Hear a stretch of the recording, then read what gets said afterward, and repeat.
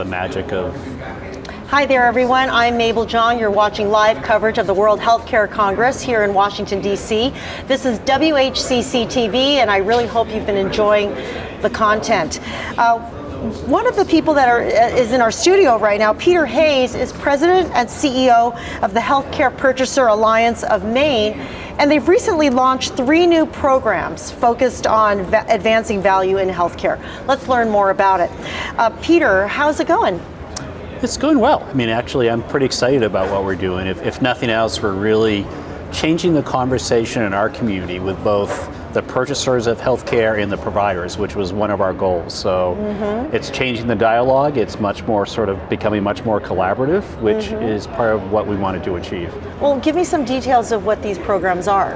Yeah, and there's really 3 things. And what we've used a lot of data analytics to say, okay, what are the opportunities in our marketplace? We've identified, all over the press now is the cost of pharmaceuticals. Yes. And what we have found, for every dollar that our purchasers are paying for pharmacy benefits, about 50 cents on the dollar are going to intermediaries. They're going to the pharmacy benefit managers, they're going to health plans.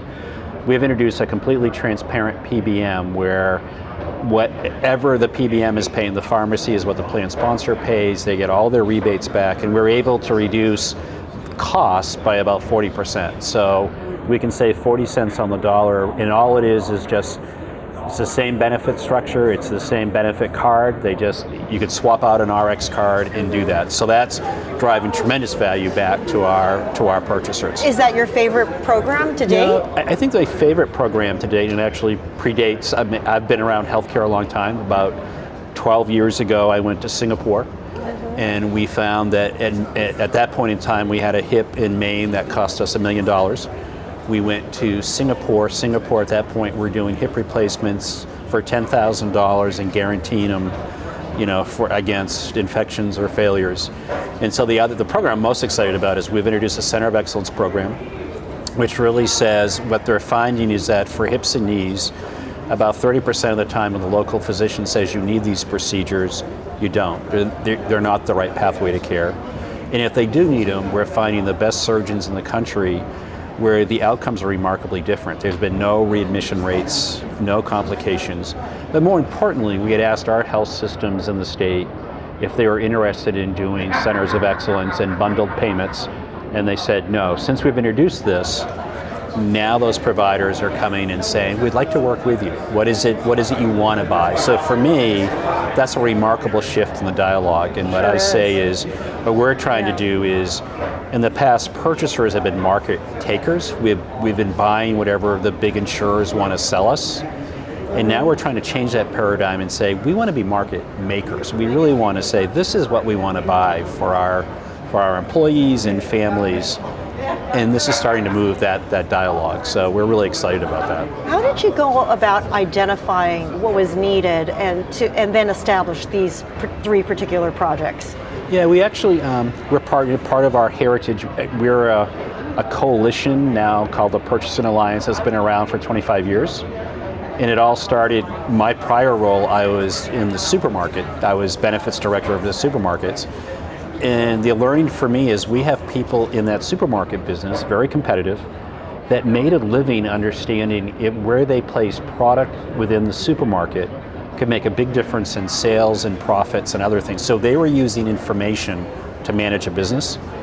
We were spending $60 or $70 million a year in healthcare, and I couldn't get any data about what is it we're buying? What are the outcomes? What do we get?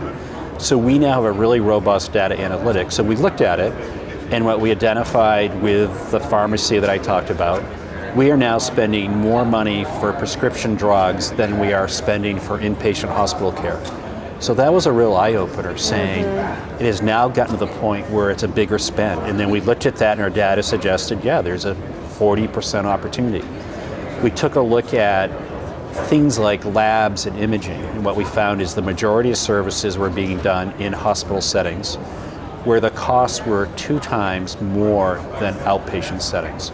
And so we've introduced, the third thing we've done is introduce a tool that will say to a consumer, if you want to get that MRI at the hospital where it costs $2,000, you can. but we will pay you. We will give you a dividend check if you go to the place that's doing the MRI for $500. And so we're using our data to say where are there opportunities. On the Center of Excellence, what we found in the state of Maine is that for a knee replacement, the variation that a purchaser was paying across the state was 600%. Wow. In some cases, they were paying $25,000, and for that same procedure at another hospital, they were paying $200,000. And so that said, geez, is that an opportunity? So for the Center of Excellence, they eliminate for hips and knees about 35% of the procedures are not necessary. There's other therapies. For spines, it's like 50% of the time. But more importantly, then it's a package price. It's like if you go to the hospital today for an hip, you pay for every service you get. Under the Center of Excellence, it's like, it's a bundled price. It's a price for the delivery.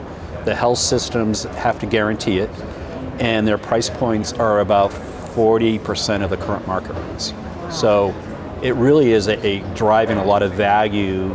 It's a much better outcome for the patients, and a real good example is the patient score, Net Promoter Score, is like 97% for patients that go through it. They're assigned a concierge that holds their hand all the way through the process. To put it in perspective, Amazon has a Net Promoter Score in the 70s and 80s. The 4 health plans have Net Promoter Scores that are single digits. Actually, one of the national health plans has even a negative Net Promoter Score. So patients like the experience a whole lot better. Yeah, definitely. And so we're really looking at how do you do the right things? Yes. And the mantra we're really trying to pursue is how do people get the right care? Because 40% of the time in this country, we're not getting the right care. It's not the right diagnosis or treatment. How do we get you the right place? Because which hospital door you walk into can be a 30 or 40% difference in a mortality rate. So how do we get you the right place? And then how do we make sure we pay the right price? And so that's sort of how we're evaluating what we do. And that is really the secret sauce, isn't it? Yeah, I mean, it seems pretty simple. Yeah. And it's just a great way to make a decision. Is it the right care? That's first and foremost. And let's get you to the right providers, and let's make sure you pay the right price. Because the average is in Maine, we have one of the highest deductible levels in the country. It's approaching $2,500. And they're saying most Americans have less than $1,000 in the bank. So even though you have coverage, a $2,500 deductible is catastrophic. Yeah. They can't afford it. Right. And so we're trying to find ways, how do we make care more affordable and higher quality? Well, thank you so much for sharing what's going on in Maine. May I ask you how you're finding the Congress this year? How do you like the conference? Oh, the conference. I think for me, I'm in a little different role now, but I spent 25 years being the benefits director of a company. And what I found is, there's a lot of perverse incentives in the system. A lot of employers are looking for health plans to solve the problem. They're looking to their brokers to solve the problem. When I sat in the benefits chair, I would probably talk to all sorts of people coming in and saying, we can do X, Y, or Z, and promise these wonderful savings. And they just never materialize. Right. So a conference like this where I can come, what was really valuable to me and still is, when I can come and talk to people like me, people that sit in my chair that have actually done something and they will share that experience. There's some great conversations about Walmart is doing around some of these things. That's really powerful. For me, it's you can talk about what you might be able to do, but for me to talk to someone that's actually been in the trenches, been in my chair, and actually has done something is really powerful. All right. Peter Hayes, thank you so much for your time and your comments. Thank you. I appreciated being here. Thank you. And thank you. We'll be back with our last interview.